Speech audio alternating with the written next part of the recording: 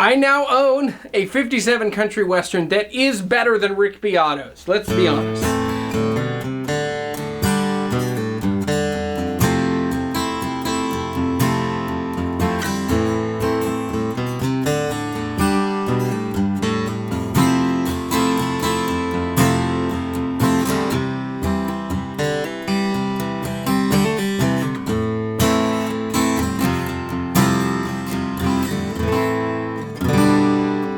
Of all the special guitars that I own, this is it. As far as guitars that I have loved and chased and wanted, this is my 1957 Gibson Country Western, and today it needs its final steps of returning it to its former glory. One of the guiding principles, if you are a guitar hunter, is that you are going to find guitars that need to have their dignity preserved. And so this guitar, a very quick background on this guitar. This one came to me in a trade. It was rough. When I got it, I took it to Nathan Wright in McMinnville, Tennessee with Wright Lutherie. Amazing guitar repairman, amazing guitar builder, and a dear friend of mine. And so he put some aged tuners on the back of it, and then he took all of the overspray off, and then we also put on, this went to Taylor Mullins of Holter Pickguards, and at Holter Pickguards we put a new we put a new pickguard on this guitar, which is beautiful and wonderful and great.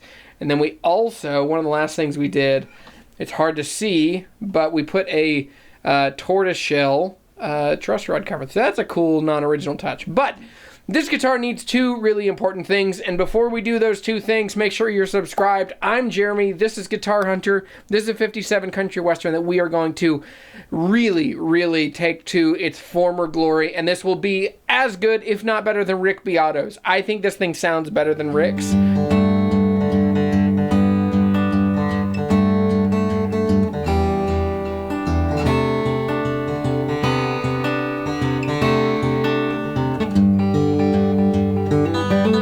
What are the two things we need to do to this guitar? Number one, I am going to swap the tuners because these tuners are cool, but they are not right. If you know old Southern Jumbos and old Country Westerns, the main thing they have is that they have tulip tuners. So this tuner came from Stu Mac, and they are sponsoring this video. Other than the tuners, Stu Mac is not paying me for this content, but I'm thankful for their support. Check out the links for these and other fun things from Stu Mac in the description down below. And the other thing, a YouTube subscriber named Dan Britton sent me these. He is a huge fan of Country Westerns. He has one himself, and he has reproduced the label on the inside of this guitar. Mine, because it also had a back crack and a back strip, it does not have the sticker on the inside. And if you know this kind of guitar, it's just a thing that has to happen. So we're going to put a new sticker on the inside.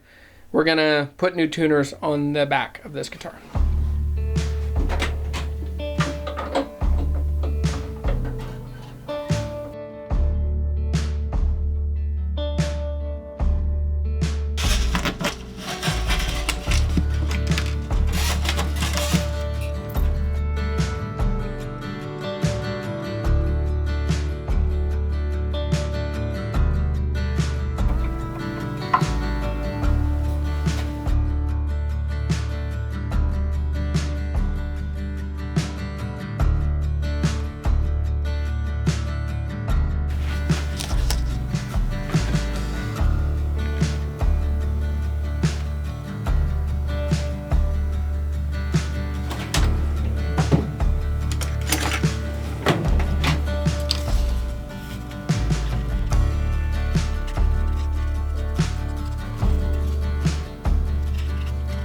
Well, nothing to it but to do it, right?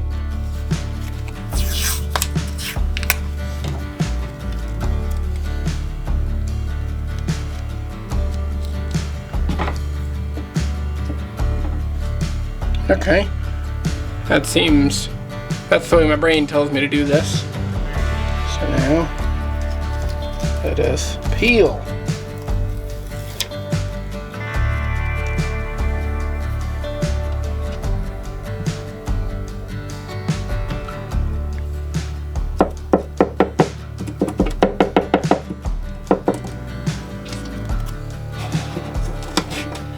Oh, shoot.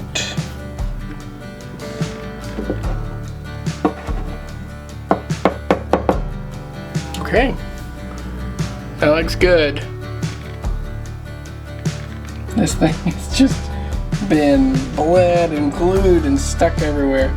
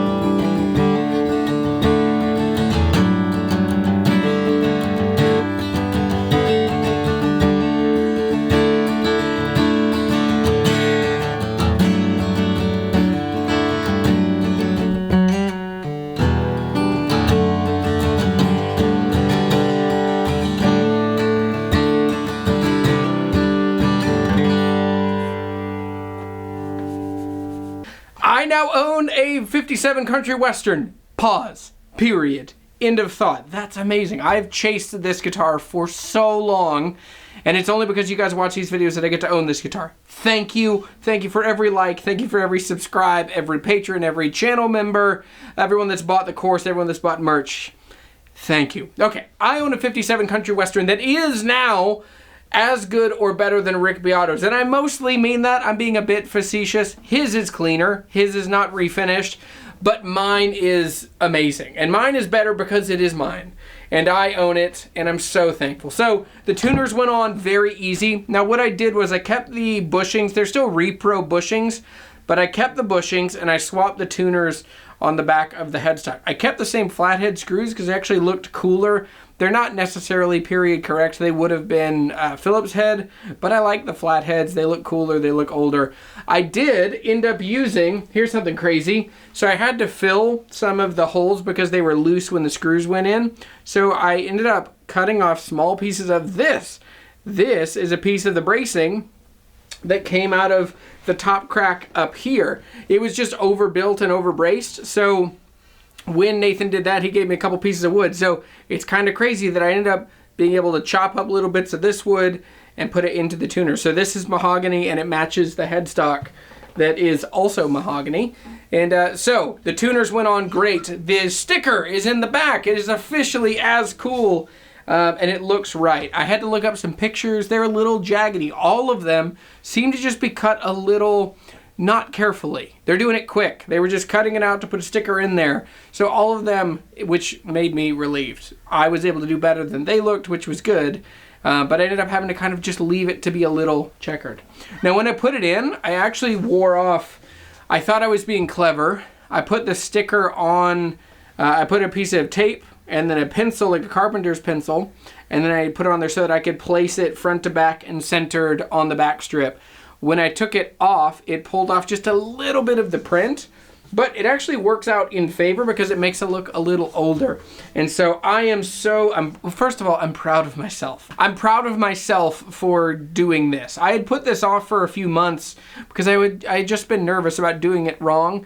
And I think a lesson that I am learning later in my life, and I wish that I knew earlier, was just try stuff. What's the worst that could happen? You will learn more doing things wrong the first time so that you do them right the second time. So I made a few minimal mistakes on putting this in, but I'm proud of myself to do it.